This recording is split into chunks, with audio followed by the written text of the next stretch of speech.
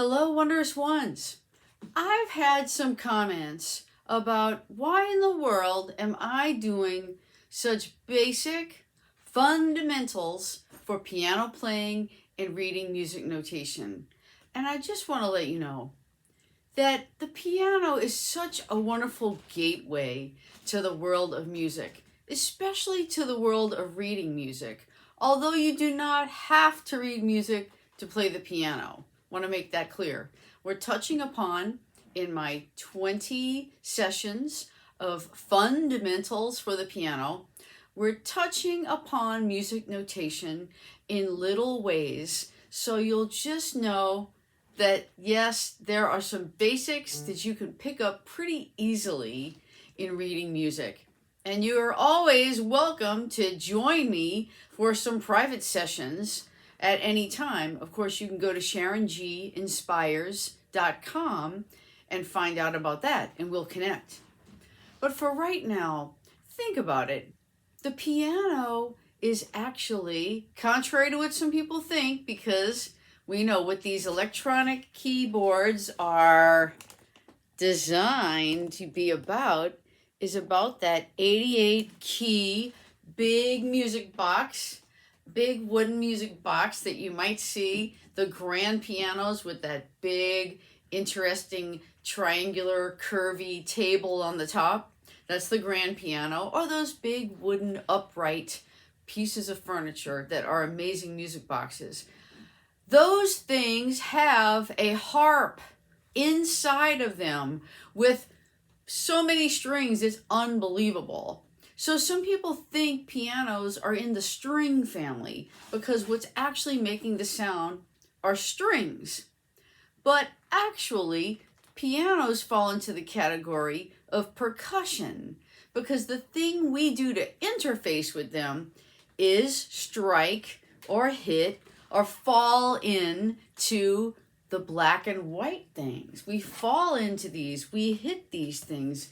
If we went in and strummed that harp on the inside of those big wooden original pianos, then they would be considered stringed instruments. But since our activation point, our interface is by hitting, hit, or sink down into those keys, they are in the percussion family. Yeah, with drums, things that you strike.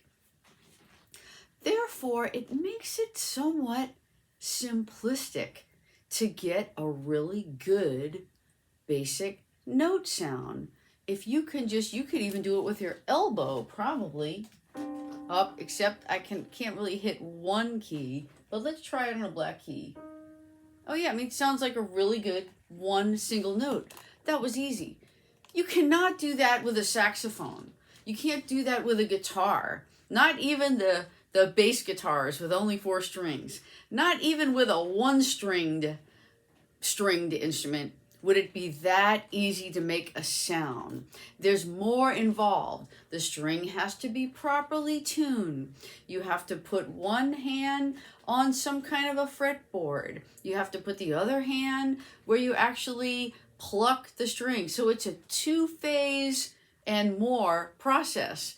Whereas a piano, you could use an elbow, like we just discovered, and get a good sounding note. Do not try that on a violin. It takes so much more effort to get a wonderful sound out of a violin. So that's why I love to get people started on the instrument called the piano, and which has morphed into, more often than not, it's an electronic device.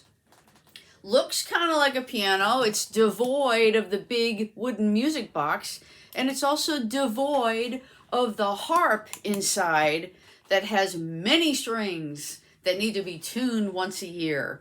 So what happens with these devices is that with wonderful technology, sounds are recorded or sampled, that is, which means they're recorded in little snippets from the real instrument. So it sounds much like a real big piano box, the big grand pianos or upright pianos. So if you are lucky enough to have either one of these, an electronic keyboard that requires plugging it in or batteries, you know that pretty much guaranteed if you go to their sound number 001, because often there are a lot of different sounds in there.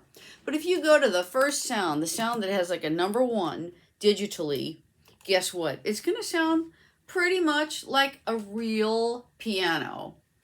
And the good thing about these electronic ones is that often there's a whole bank, which just means a whole palette of all kinds of different sounds you could possibly use. And if those are inspiring to you, please do these piano fundamentals using any sounds you want, really. Now, there are even things like helicopters on some of these and birds chirping that might not have the exact musical effect that you want, but if you really like it, go for it. Do the exercises with whatever sound you like to use. Let me see, I'm just going to try a random one right now. Oh, okay. You know, they have usually a bank of organs. That sounds kind of cool, right? You could do any of these piano fundamentals that we're doing using any sound. The main thing is that it's inspiring for you to play. And you know, if you think, I don't have time for this, when I do have time, the family is all asleep or something like that, my neighbors will complain. I mean, that does happen. And you know, often these electronic keyboards have an output on them, and it might have a little icon, a little symbol that looks like a headphone, and it may just say on it headphone. So all you need to do is get a pair of headphones, wired usually is what's required, some wired headphones, even the little tiny earbuds. And if the little jack on the end is too small, you can always get an adapter to work with your keyboard. Get help for that. That's an easy fix. And you could actually be playing a keyboard, playing an electric piano, using your earbuds or some nice headphones. Where are my nice headphones? Let me show you. I mean, these are even more fun, but you know, earbuds work just as well. Again, but they must be wired earbuds. But check this out. You can always get some like this. They work so good. They isolate the sound in the room so you won't really hear what's going on around you so much. Unless you want to, then just tilt it off your ear if you want to just hear your air conditioner running or your kids playing or whatever. But if you just want to practice and play on your own, get something like this or get just the tiny earbuds, and this is all you need to do. Most keyboards have a connection that's sort of a thick, you know, it's a little smaller than a pencil, or like a thin pencil. But sometimes we don't have that on the end of our headphones, right? Or earbuds. You might just have a little tiny connector. So in that case, you just get one of these things called an adapter, and it's called 1/8 inch, like 1/8, to 1/4, a 1/4 inch. And this just pops in place, and then magically you can plug this into the output on your keyboard. Sometimes it's like on the side panel, sometimes it's in the back. Look it up. You probably have one. Most keyboards made in the last like 30 years or more have that capability. And wow, is it great. Imagine you could get up early and play piano. You could play on your lunch hour, and people do not have to hear you, which is great. Keep it to yourself.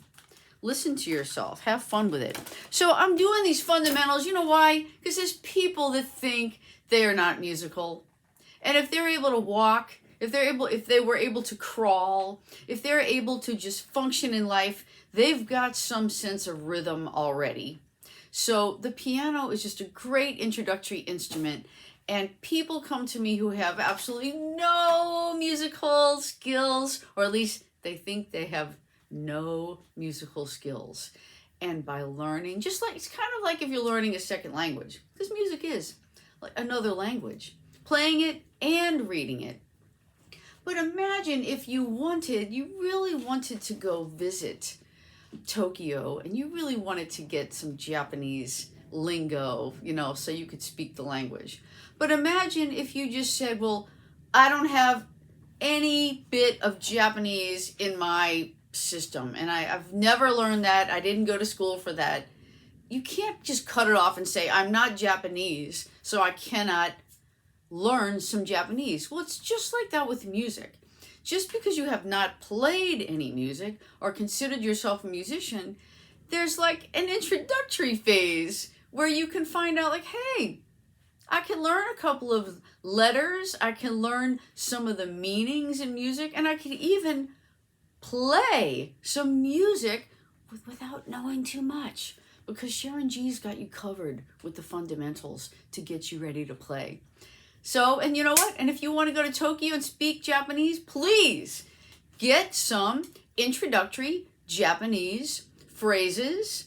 Just look that up. You know, there's methods to learn Japanese, fundamentals too. It's really all the same. If you want to expose yourself to these new situations that are calling you, then go right ahead and do it. There's fundamentals in everything. But right here, we're going over piano fundamentals because there's so much joy.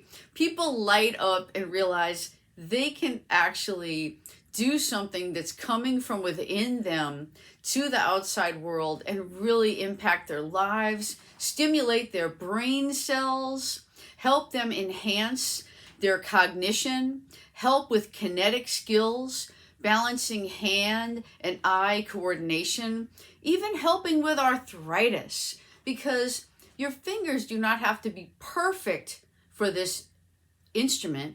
Your fingers need only be there and available, and we will find a way to make it adapt. There's a lot of music you can play, even if you have any finger issues, and it might even stimulate